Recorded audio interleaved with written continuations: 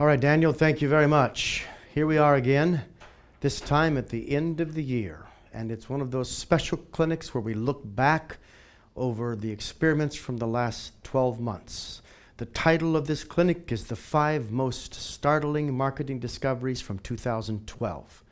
And as we delve into the data sets, I want to sort of help you get context for what's coming next.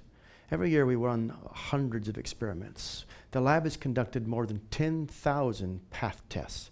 We've recorded 5 million phone calls so that we could analyze the interplay in the conversation. We've tested across 1 billion emails. We've benchmarked inside of 36,000 companies, and we're constantly learning. We're not just learning, we're being really embarrassed at times by discovering what we really don't know. Sometimes you become so certain of what to expect next that it catches you by surprise when all of your expectations are wrong. And this year, there were many startling discoveries, 5 which we want to profile for you that might help you as you're thinking about your campaigns for 2013. And I also especially want to welcome one of our viewers who has no idea. I'm going to call him out, but his first name is Devin. And his first comment was this: if I had, and I'm actually looking up and reading behind my cameras, I'm looking up and reading the Q&A, and it says, if I had to choose between a chocolate cheesecake or watching this webinar, I would totally choose this webinar. Devin, I don't know if the webinar is going to be worth that, but I certainly am encouraged as I begin. You've set the bar very high, though. And welcome to the Marketing Experiments Web Clinic again. So you can hashtag and talk about this clinic with the hashtag web clinic symbol that we use often. And I'm going to be joined today by John Powell, who is a senior manager working in our group, who's overseen a lot of our most complicated research projects and has been with me for a very long time. We are going to just cut right to the chase because we have a lot of content and we also have a great deal of live optimization experiments to talk to you about. We're going to be looking at your own pages. So let's begin with the first of these 5 discoveries, and it is this: prospects can be more motivated by the negative than even by the positive. So behind me is a Mech Labs case study, test protocol 4061. The background is a company called North American Spine. They are the sole provider of the Accuroscope or Accuroscope procedure. And the goal was to increase the number of leads on the homepage for this particular procedure. We designed an experiment by first of all installing a CTE, a Mech Labs controlled testing environment. We often do this in these situations. This is monitored by our scientists. It allows us to process each of the proper treatments against the control using our heuristics, run through a proper sequence or series of test cycles with a design of experiments, and more than that, really study the data sets to make certain that we are achieving true validity. So many decisions are being made on the internet based on invalid test results, and we must guard against it. With that CT in place, we began the experimentation, and this was the control. And I'd like to ask the audience a simple question: what are some of the problems you see with this particular paid search ad? Tell me what you might do to improve it. And so I'm just going to watch. You may use the Q&A and tell us what you do. So Bob says it needs pain. Stephanie says clear call to action. Aaron says the headline is vague. Michael says headline, he says relieve your back pain, no call to action, doesn't scare me, says Graham. Call to action, make the headline a question. It sounds like the procedure is painful. Add specifics, says Jeff, and more coming in, and we read each of these and classify them. And some of you should know the answer because we've obviously taught this throughout in at least one other instance during the year on one of these clinics. We're going back to it to bring back the lesson from this particular year that's particularly appropriate for the theme that we're going to be studying. So this is the paid search ad, and I want to move to a treatment. It says same day back pain relief. John Powell's in the studio with me. John, coming up with me if you would. And you can sort of help me. I'll just sort of ask you questions as we go, John. In fact, I'm going to move you over on this side if you would. And that way I think they can see a little bit better. And we'll go back and forth between the screen and just you and I will talk. So John, this is an ad. Right. And there was sort of a thinking process behind this ad. This is treatment 1. Right. And we're going to show them treatment 1 and treatment 2. You want to say anything in particular about treatment 1 that sort of helps us understand why we use this particular ad? Well, what we really wanted to understand was what approach would attract a visitor into that homepage more. And this was more of a time-focused approach. So this is focusing on the fact that it's a single procedure. Yes. It's only 30 minutes, and you get relief the same day. All right, so I'm going to go to the second, treatment 2. This takes a different approach. What's the key here? So the approach here is to understand what would happen if we instead focused on the fact that, as opposed to open back surgery, which is really ugly when you get to see the pictures, yes, it's this one little itty-bitty micro incision. So we're addressing kind of the fear that they're trying to avoid openly and saying, hey, we have an alternative. Excellent, excellent. So let's look at the big picture. Here's the control, there's treatment 1, there's treatment 2, and there is the landing page. And as you see all of these, I'd like the audience to sort of think about which one you think might perform best. And I want to warn you never to assume that the treatments always outperform the control. The goal of every test is not simply to get a lift, it's to get a learning. And to do that, you often have to eliminate options. And at MEC we know that if all of our treatments are improvements over our control, we're not asking the right questions. Because we must learn from negative test results. A negative test result doesn't mean a bad test. It often means a very useful test has been conducted. This is all about building up customer theory so that you can optimize for the maximum gain, because adequacy is the enemy of excellence. Now, keeping that in mind, John, let's just review the numbers together. What we see here is remarkable, a 46.6% increase in conversion. And John, explain to me what really happened here. So, and we're talking about conversions, not just clicks. So in an effort to try and even drive more traffic, we actually drove significantly more conversions, and I know you're going to cover it in a couple slides, but we... Well, let's look at them. Let's look at them. But I think what John's saying here is very, very important. A 46.6% increase in overall conversion, not simply click-through. All right, so John, let's look at this control in treatment 1 and talk about the first insight. So prospects can actually be more motivated by the negative at sometimes than the positive. We're helping them understand an inevitable reality that they're going to have some kind of surgery, some kind of change. Yes. And so we're bringing that to light as opposed to hiding from it. Okay, all right. And you can see that in the design of these particular, the treatment 2 as opposed to the control. Look at insight number 2. And that is this: a few words can dramatically influence a prospect's perception. Show us in particular how that happens here, John, and explain this, yes. Yeah, we fought over this language, but one micro incision, it's accurate. It reflects the actual innovation of the treatment itself, yes, and it just summarizes it in a way that the customer, or the prospect in this case, can understand. Okay, it does that, but it's also quite clear that you're going to have a procedure. But we're trying to highlight how simple that procedure might be, which brings me to a third insight. A paid search ad, though limited in length, can actually say too much. Show us what happened there, John. So, I mean, if you take a look at the control, and even if you take a look at treatment 1, it's like we're saying the same thing 3 or 4 different ways, and we're not addressing the reality of the situation that they're going to have to face. So in essence, we're saying too much. We're not cutting right down to what's important to them. Okay. All right, which leads to a fourth insight. The best paid search ad does not always get the most clicks. And that's going to become more evident when you look at the next slide. John sort of explained to us what happened here. We modulated specificity and friction, and tell us what this looks like in actuality. So what ended up happening is by providing this negative and by attracting a certain type of prospect, yes, we're able to attract more of those in and eliminate the prospects that weren't ready, yes, and therefore decrease the spend but increase conversions. So the ROI in this particular test was particularly attractive. All right, so we say not this, but this, and let's look at the difference in terms of the numbers. We see that you're going to need back surgery, and that's clear, and you should recognize that, or you have a serious problem before you click on this ad. But look what happens. A 59% decrease in click-through, which at first sounds dismal or concerning, but a 47% increase in conversion. Right. And that's essentially the moral of this story, the illustration of this fourth point, that often you can get a major gain by reducing click-through. Right. And John, how did the whole group respond to this, and what was the implications of this for the business?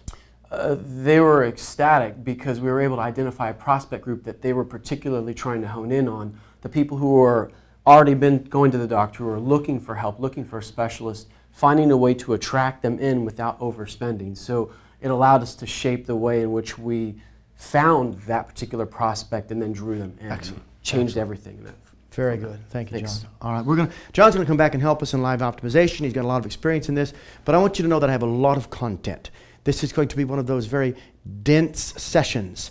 And if you're just joining us, we're reviewing top 5 discoveries in 2012 across our body of experiments. And we've just gone through one of those key principles and broken it down into 4 sections. And you can read all about this. There's no cost. But at marketingexperiments.com/adforensics, there's more than $15 million worth of free research you can access on that website. And this is one of those studies that you can go into more depth if you're interested in those findings. But we're moving on, and we're moving on to point 2, which is the color of the page can have a profound impact on the message. This is one of our recent clinics, but we've had a remarkable response to it. And I want you to understand a little bit of the learning in some, and we'll direct you deeper into more substantial research, again at no cost, available on the site if you find this second point helpful. The goal here today is not to entertain you or to simply have a clinic that helps you learn 1 or 2 interesting points. We want to give you something solid, something significant, something meaningful that you can take back with you into your work and get significant results for this year, or especially in the 2013 year as you're rolling out your marketing campaigns. And so we move on to this second point, the color of the page. And let's look at this experiment, Test Protocol 1465. It is a large sports entertainment provider seeking to increase conversion to its main landing page. And the goal is to increase premium signups. By the way, this is a huge brand, one of the biggest brands in the world, and they need help with this particular product. It's a solid product, but a lot of the competitors are offering something free. Now, the competitor's product is free. This product has a cost. Obviously, there's a challenge. Overall, in this set of experiments, we discovered that there was a way to communicate that the value here is worth paying for, and it truly is. There's a solid value proposition for this product. But before we get into that, and in particular as it relates to color, look at this simple experiment. Here's version A, a dark background with white text. Here's version B. Same page.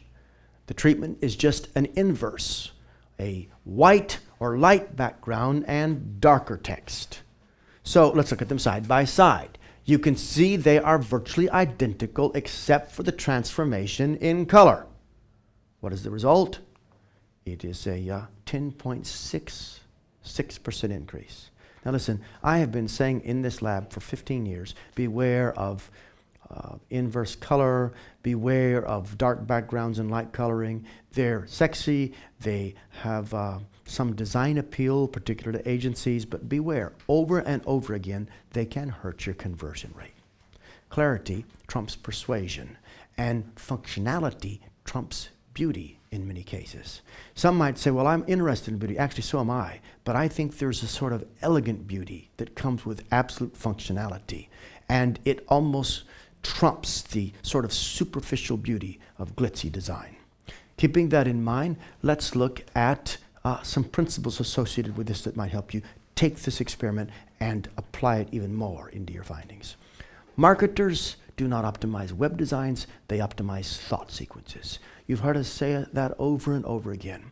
But your web page is not created with the intention of guiding the visitor through a clear sequence of thought. If it is not created in that way, and if the colors and every aspect of the page isn't designed to guide that thinking, if your prospect is left to make meaning of the page, you're losing conversions. Your page is likely underperforming. And in fact, there are 5 design elements that enable a marketer to guide the visitor through the conversion process by controlling their eyes. I want to use the illusion of a page, because remember, it's just zeros and ones. It's just pixels on a screen, to create sort of visual signals, cues, that guide your eyes to the right text and allow the text then to guide your thinking. I want to say it again. We're using sensory input, particularly the eyes, to guide their attention. And then we're using the right text to guide their thinking. To do that, we need a linear design, and we need to be aware of these 5 components. And here they are: size, color. I actually say them in a different order, but size, shape, color, position, motion, these 5, and they are all relative in their impact. If you show me a page that's covered with color, the addition of more color doesn't give you a clear differential and does not seize the attention the way it should. So each of these must be thought of in terms of a sort of relativity of the element. All of that focuses on this third of the 5 elements. Color is likely one of the most overlooked and misused on the page. If you would be more strategic about how you use color, you can help, again, focus attention, which allows you to guide thinking. You can learn more about this experiment and others like it on this study from this past year, marketingexperiments.com/color test. Keeping that in mind, I want to move on to the third discovery. The quickest route to a maximum lift is by changing page categories. I think this is one of the most important of the statements we need to make on this entire clinic, and one of the most important learnings that the average marketer needs to capture if they're going to really see remarkable results in their optimization efforts. Let's look at a case study.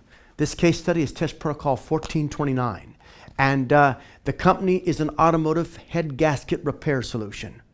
The goal is to increase the total orders on the cart page. So we're talking about direct revenue. Conversion here is a significant and direct way to improve the P&L. There's no sales effort in between. The money occurs right here on the page so that we have full control of the interaction with the thought process end to end at the marketing level. Now, I want you to see the actual control and its 6-step process. This was a site that had produced a lot of revenue for them, and they were excited about it. The next key for us was to analyze this site to see if we could get a significant lift. Now, I should and could tell you more about the background. It's not in the notes, but I will tell you that this very company retained a leading optimization expert to advise them on how to improve this page. They improved the whole site and page, redesigned it based on that advice, and then conversion dropped by more than 40%. They were in serious trouble when they came to us. The advice had not been tested. This is dangerous, and many of us do these web redesigns based on advice or focus groups instead of behavioral testing. We went back, restored the original site, conversion went right back up to the normal level. That 40% drop went away, but we still were now at 0 and starting a testing process. Look at what happened as we thought through this cart. Now, it's important for you to hear that backstory so that you can grasp the urgency that was in the CEO's voice when he asked for help, and why we couldn't follow what some would consider to be the scientific way forward. Now, it is not. In fact, we have a patent granted on radical redesigns and variable clusters, and I'm going to show you the simple version of that in this particular point. So here is the original process. Here's the new design. Treatment and step 2. Boom. Let's look at them sort of side by side. There's the control. There's the treatment. Now, let's ask what makes this test different so that you can sort of understand the principle that we're trying to teach. First of all, an average experiment might have tested a single variable at a time. For instance, the headline. Or it might have been the button. Or it might have been the image or the video itself. Or it might have been the paragraph text. Is that what we did? No. What we did was radical. We tested all of these elements at the same time. You say, well, how can you isolate the particular component that drove the performance? That was not the goal of this test. The goal of this test was to get into a certain sort of zone. See, many of us are optimizing pages that are based on the wrong thought framework. They're sort of the wrong category of page to begin with. And we're only getting incremental improvements because we're actually working off the wrong foundation. I'm a philosopher by training. It's like building a compelling argument, but basing it on the wrong warrants. no matter how valid the argument is, doesn't actually mean that your conclusion is true because you began with the wrong warrants. That's sort of what happens when we take the wrong page and we optimize it. Little incremental improvements will not help you get to the right page. They'll simply help you improve the wrong page. So what must you do? Well, sometimes you have to challenge your thinking with something we call a radical redesign. That means you have to look at what you've done so far and say, is this page even the right approach? Is this framework even the right way for us to solve the sort of problem that we have before us? And so you think about page categories. The first one might be long copy versus short copy. That's a page category. Another one might be a whole different look in design and feel. Another radical change might be a complete change in the tone of the copy. Another might be in the actual functional design, down to the programming level, for instance, using a configurator or some sort of comparison chart system as opposed to a linear layout of the offers. All of these are categories. Think of them as zones, and you don't know which zone to begin your testing in.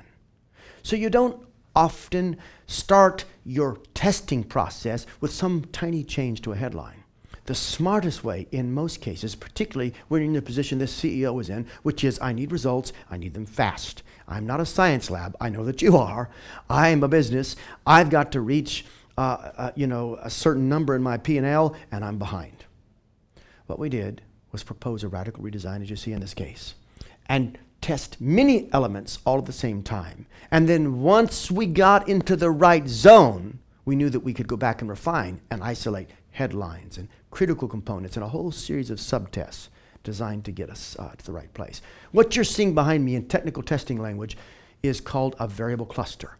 We teach that in our course, The Fundamentals of Online Testing, and we've composed a cluster of variables so that we can run a more dramatic test.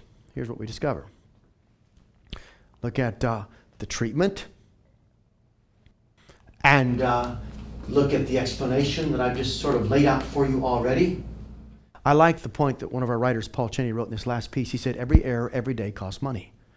Every single day this page was underperforming, this company was losing money. They needed to get into the zone fast. So we created a variable cluster. And remember, we did this at the cart level. This is all the way through the process. This isn't like a landing page.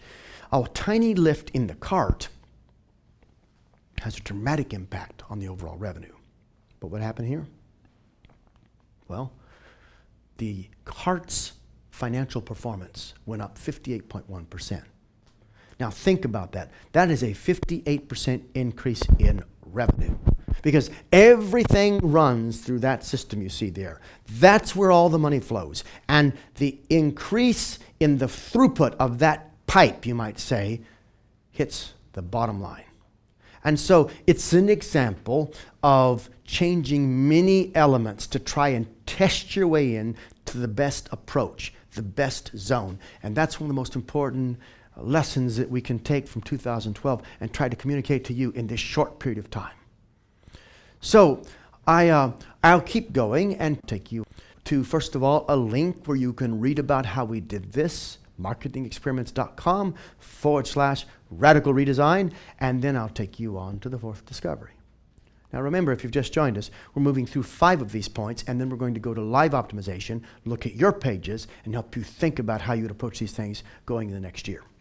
As I begin that, let's go to this fourth point. Higher conversion is not necessarily related to the magnitude of the change on the page. And as we think about that, let's go to a case study.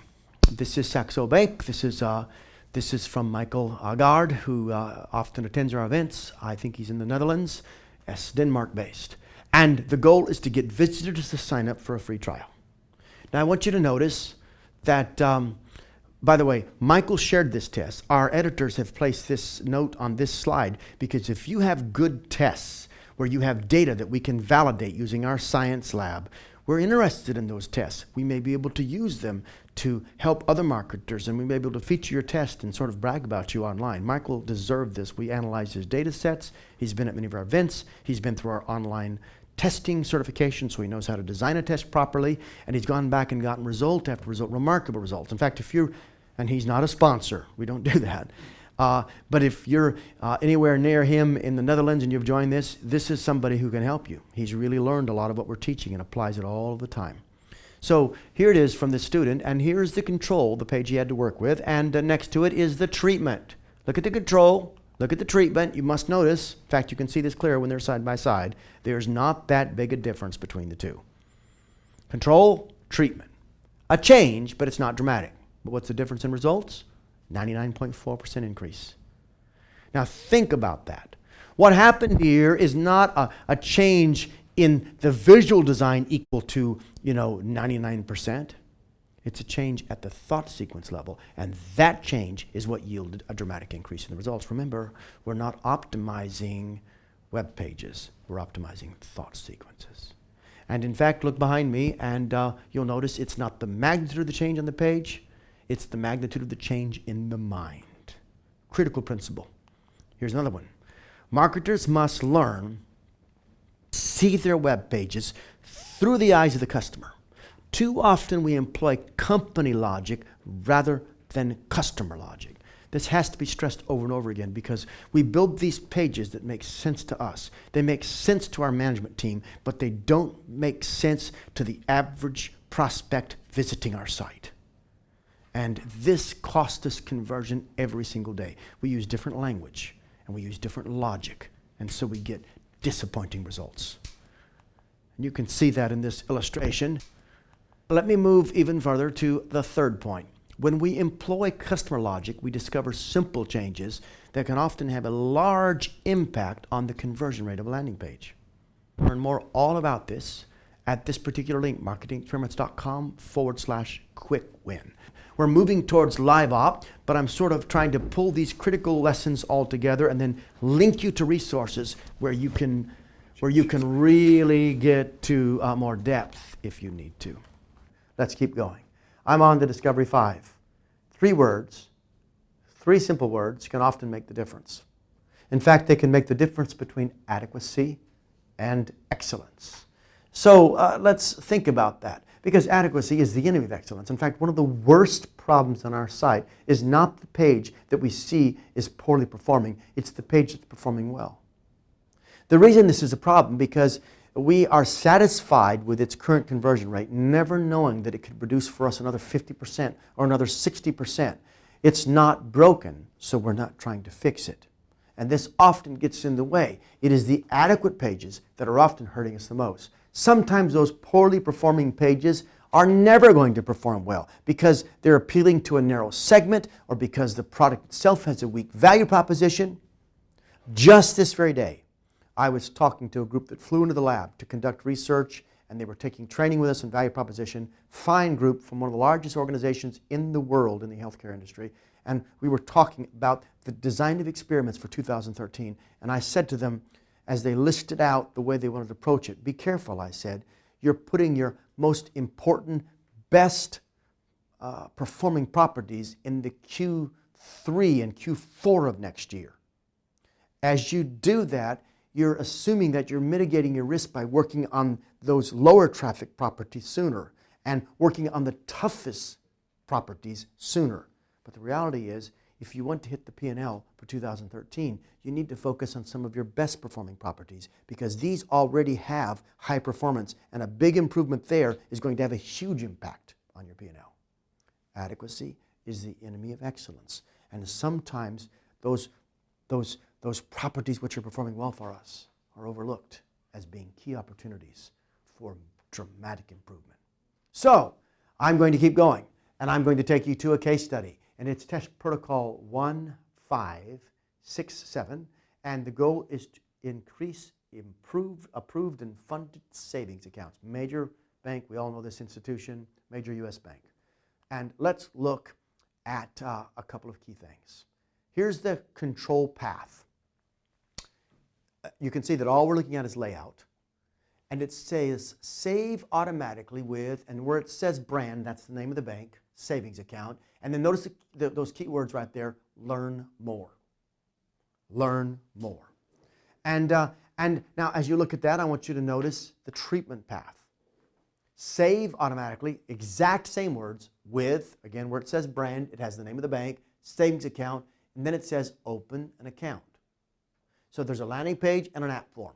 In both cases, landing page and an app form, what do we see as the difference? It's a tiny change. It's just 3 words. In this case, we move from the 2-word phrase, learn more, to the 3-word phrase, open an account. The only change is this link. But what do we see in performance? A 43% increase. Now, it's very easy to miss the significance of the next 2 words, in funded accounts. That doesn't mean a 43% increase in click-through. It doesn't mean a 43% increase in even opened accounts. This is a 43% increase in fully funded accounts. Think of the dramatic difference that has for that bank in this program, in this economy, all hinging on changing 3 words or replacing 2 with just 3. Sometimes it's that simple a change that can produce a dramatic result, because in the end, again, we are not optimizing web pages. We're optimizing thought sequences, and those tiny changes can make a dramatic difference. You can learn more about that at marketingexperiments.com/call to action. And indeed, you can summarize. And Susan, by the way, who just commented, add honesty. Yes, clarity trumps persuasion. And Susan, you're right. The second version is more honest, but it's also clear. That's part of what happened. The simplicity and the clarity of that simple phrase, open an account, worked.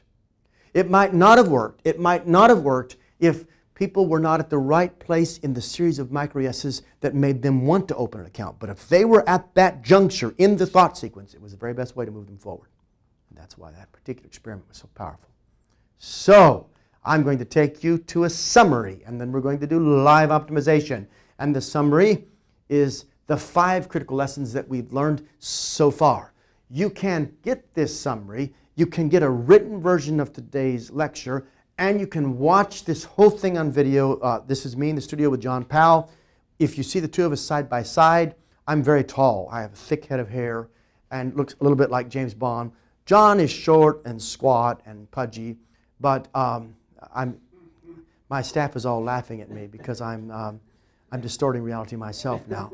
But you can see what we look like and the studio here at Mech Labs, and watch the slides and the whole presentation live by video, as it'll be released in about a week on our site. In the meantime, I'm going to switch to live optimization. We're going to look at the pages that the people on this line, submitted. As I do so, I just want to point out 2 things that my staff has asked me to remind you of. The first one is that we're going to be teaching next time. Again, there's no cost for this clinic, and I don't even have the official name yet, but it's on the timing of your emails, how frequent and when you should send them. If you've got questions about timing and sequencing your email, this will be an important clinic for you. And if you've got ideas on how we can help make this clinic more useful, how we can take our data and our experiments and apply them particularly to you, send us some emails with your thoughts. You can see where you can log in to read about it, and where you can send us more information as well. We want to be able to help you, give us feedback that will help us shape it so that it helps you the most.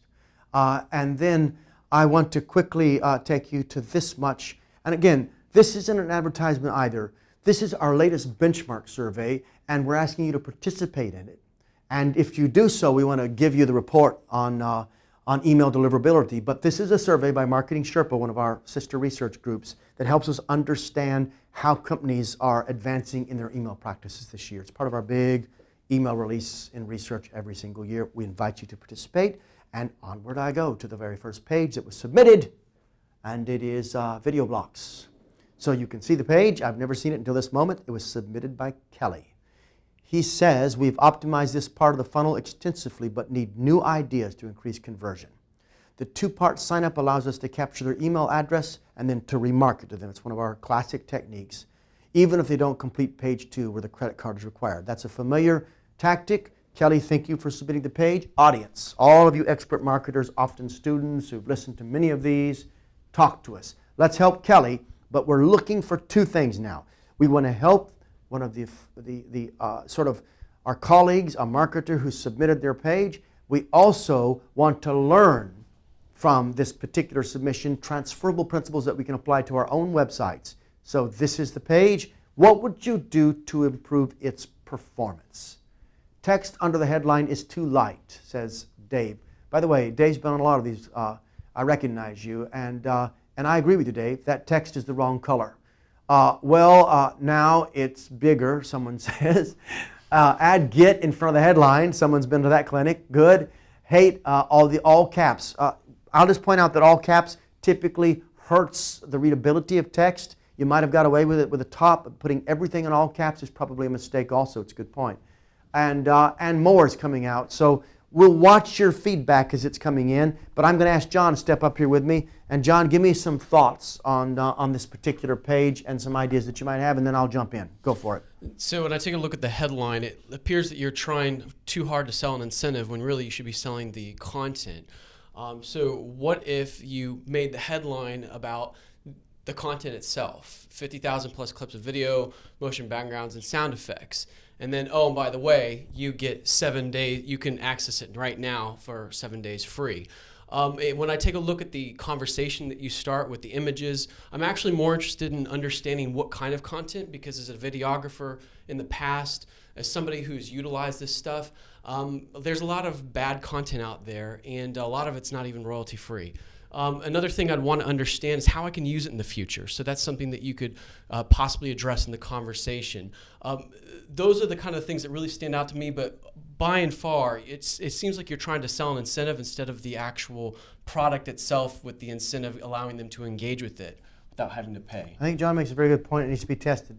You may have tested some version of this in the past, but I would test what John just described in 3 different treatments, because it's a powerful way to rethink what you're doing. I'm going to add to what John said a couple of critical pieces. And just to summarize, just make sure everybody in the audience gets this, because this is this is a transferable principle. The 7 days of free downloads does not matter to me. Think about the thought sequence. That's not the first thing I care about, because I don't know what it is that I'm getting these downloads in. Even coming out of the channel, we can't assume that. Indeed, what I need to first of all is see something I want, and then tell me I can get it free for 7 days. We've got the order wrong. And if you get the order wrong in any conversation, even in the girl that you're dating, it gets in the way of the result. So download from 50,000 plus clips of video, motion backgrounds, sound effects, production music, and more. That is critical, but it's hard to read. And frankly, the biggest problem with this page from a design standpoint is the color. It's wrong down below as well. That black on gray is one of the worst things you can do, even with a drop shadow. And it looks like a page designed by someone with artistic ability. Lovely to have artistic ability, but it must be disciplined by the principles of clarity and credibility that we just talked about when we spoke earlier in that last set of experiments. So I would do something else. I would make this text far more readable. And let's back up for a second. Number one observation on this page: it isn't talking to me, it's talking at me. There's not a single sentence on the page in any sort of conversational form. Scroll down, if you would, and let me see the bottom. See all of this? This is just a list of things. There's not even bullet points. It's right justified. And that might look trendy and cool from a design standpoint, but it makes it hard to read, hard to understand, and the form is probably on the wrong side of the page to start with. The way this is lined up, that text is hard to see, hard to absorb, and no one is talking to me and putting it into context. When I mean talking to me, you need a simple paragraph that says, at videoblocks.com, we've assembled the world's largest collection of X, and we want to make it as easy as possible for you to do X, Y, and Z. You can start today by getting 7 days free downloads. Boom, boom, boom, boom, boom. It's easy. Just give us your X, Y, and Z. That sort of tone, that sort of conversational directive will often produce a much higher lift. And we could talk more about how that might work out in treatments. One more point and I move on. I don't believe the image you have at the top of the page is serving you well. Number one, it lists 4 kinds of things you can download, but they all look the same. Music tracks, background loops, video clips, and sound effects all look like videos. Right. They're in what looks like television screens. And number 2, it takes up way too much space before you get to the main form. And when you get to the form, there's still been no text communicating with me and even allaying my fears that what I'm going to get is, not useful. And the text on the right is just afterthought text. If I use this differently, I would have some paragraph text, much smaller at the top, simple form to get them started, supporting testimonials on the right, and I would make this download seem really, really valuable. Let's move on. We have the reason I started laughing is when I'm teaching, they hold me up cards and they remind me of time, and they held up a whiteboard that said I have only 45 minutes left. For those of you that know, this is a 60-minute clinic and there's about 15 minutes left. My dyslexic production crew here has me all confused. I want to use every one of these minutes, so we're going to move as fast as possible. I have a lot of pages to look at, and so I'm going to move to the second. Here we go.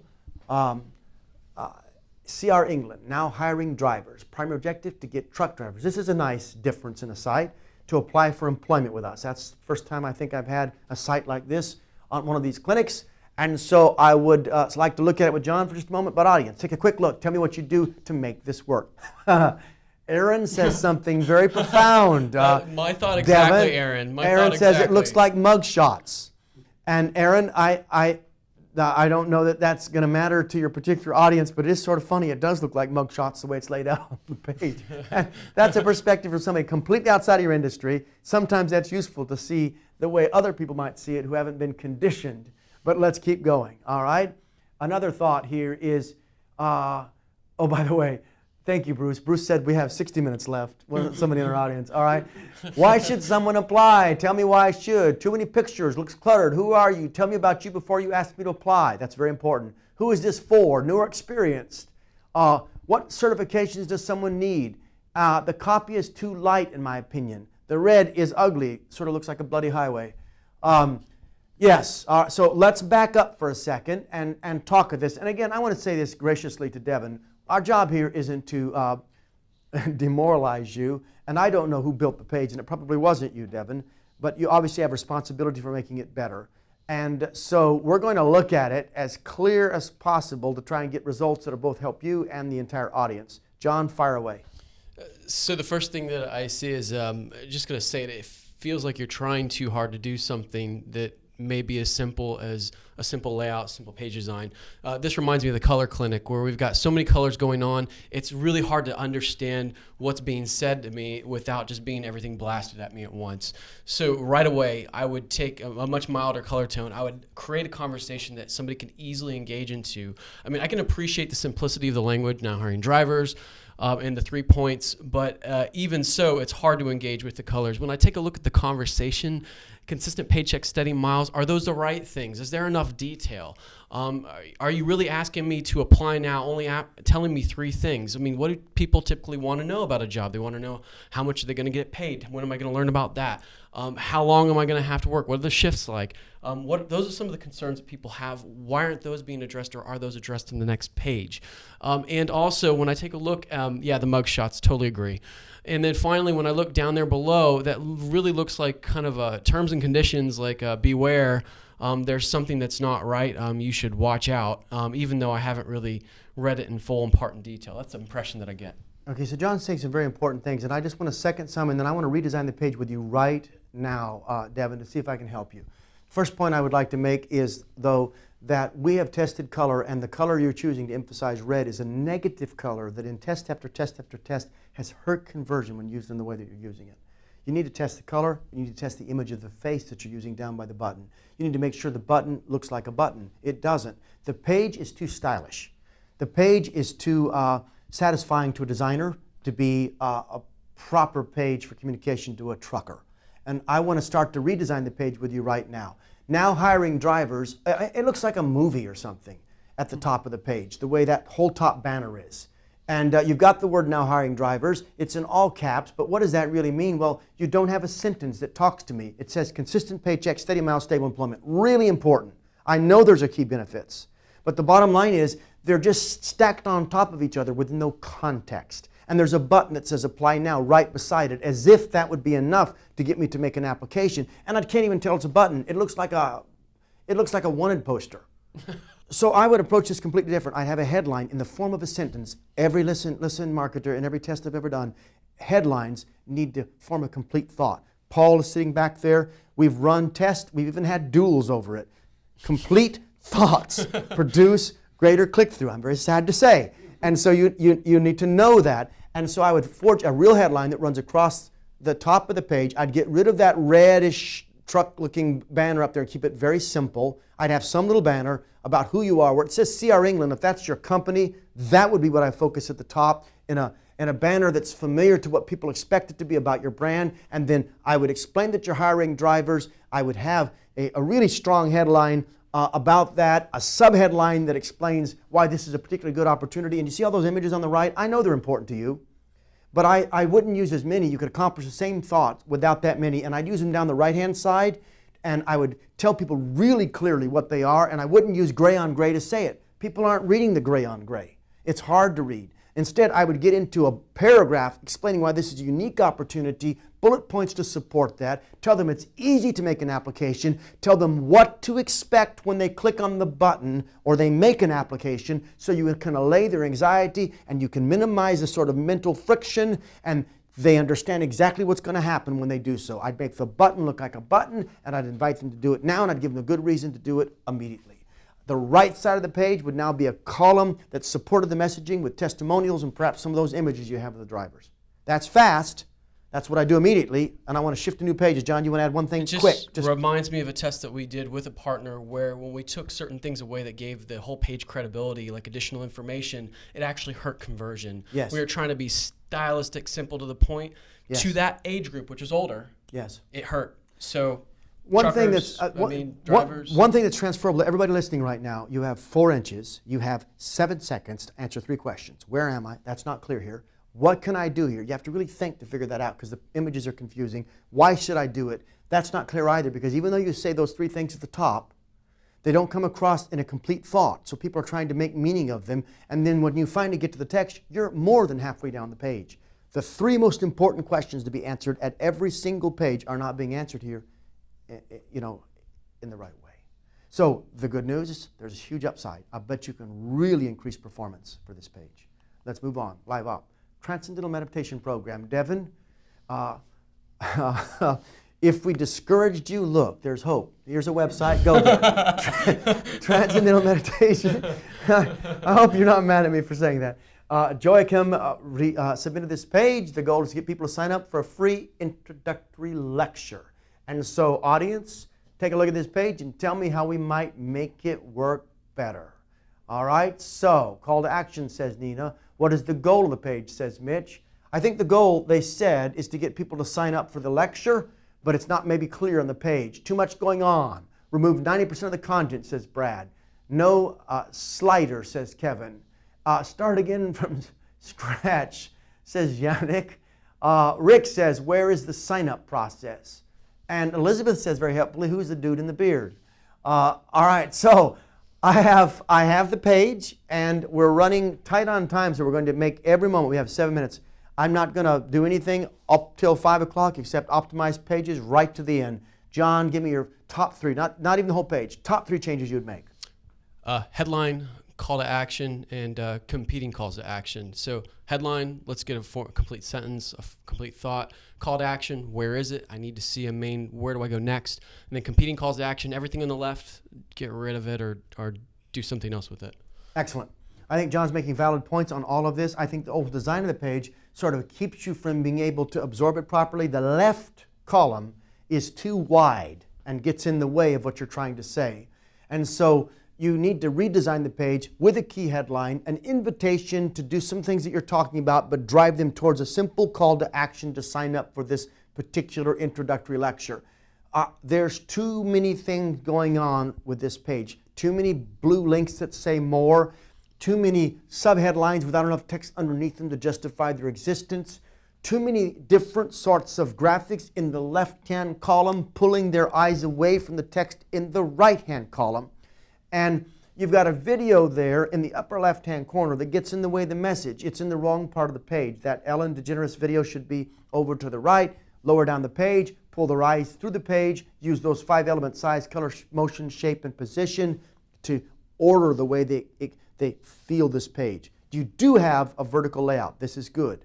And you don't have a page that you have to completely start over, but I would really redesign it, simplifying the left column, bringing in that key headline, flowing with a paragraph, subheader, paragraph, bullet points, clear reason why, and a simple call to action. Simplicity would produce a much higher yield here. And this appears to be a home page. If you're sending traffic, in particular for the introductory lecture, you might create separate landing pages where you can do that only and not have all the competing links. I'm moving on. I hope that's helpful. Sandy, I'm on to your page, International Tube. The page is up right now, and we're going to, audience, I'm just going to skip and move rapidly through this page. The goal is lead generation. And Sandy, I want to say this as graciously as possible because I've done so many of these B2B lead generation pages. This is an example of a page that's completely wrong. And I don't mean that maliciously, but this one caught me by surprise as soon as I saw it was lead generation, because it looks like a magazine ad, and there's no place to actually sign up for a lead. And the best way to get a lead is on the same page without requiring a click-through. And if the page is predominantly images, and worse, with white text over an image, not even a dark background, but a dark image background, the text is virtually unreadable. So the design is totally wrong. You don't even approach the page with this design. And then we don't have the right copy on the page. So this is not a page to improve. This is a page to completely replace. And you need a good headline, subheadline, a simple reason, a compelling reason for them to give you that contact information. And that doesn't mean you can't have something attractive in the design, but don't let that attempt to be attractive get in the way of the messaging. This page needs a much cleaner, simpler approach. I have, and Sandy, I hope that's helpful. By the way, all of you that have pages I've critiqued, make some changes, send them to us by email, and we'll have one of our analysts, scientists, or people talk to you to sort of help you look at the new design and just to, give you some feedback, because we really want you to go back, get a win, send us the win, and even talk to our audience about it on a subsequent clinic. So Sandy, if you want to make changes and get some help, talk to us and we'll do our best to help you. That brings me to sustainable energy. Let me check my time. I have 3 minutes. We can do this. Who knows? We might get 2. Sustainable energy. The goal is to get prospects to download a free white paper. We have moments left. I'm looking at this page. And John, really fast, top 3. Headline. No headline. Yep. No, yeah, it's there, but you can't even see that it. little It's in green green doesn't count. That's not a headline. Okay, well, that's what do we call that? That's a tail line. That's a foot line. That's something else, but it's not a headline. All right, keep going. Body copy. I'm looking for bullets. I'm looking for it to be broken up. Yep. And then finally, call to action is not clear. I see it, but I don't see it. I have to search for it. Clear button. Download now. Yep. I can look at this page right now and not even know there's a white paper that I'm supposed to download. Right. I could read the page very carefully to try and figure out it's a white paper. That's your first problem right there. The objective itself is not clear. And so John's points are right. The headline should make that very clear. And there should be a tight subheader. Your paragraphs are way too long, and it looks to me like from here they're gray on white, which is even worse. And there's no bullet points, and there's no image or conceptualization of the white paper that I'm getting. And to my knowledge, I can't find, and that's a problem already. Even if it's there, if I can't find it immediately, it's still a problem. There's no real description. How long is the white paper? What will I learn in the white paper? What is the table of contents of the white paper? Because everyone has a white paper to download, and nobody wakes up in the morning and says, my God, I hope I can find a white paper today. You must give me a compelling reason to want to exchange my information with you, or even to take the time to click on a link and hassle with yet another download. This page has a very weak value proposition for the white paper itself, which means, Cameron, with a few changes, you can get a huge lift. All right, it's 4:59.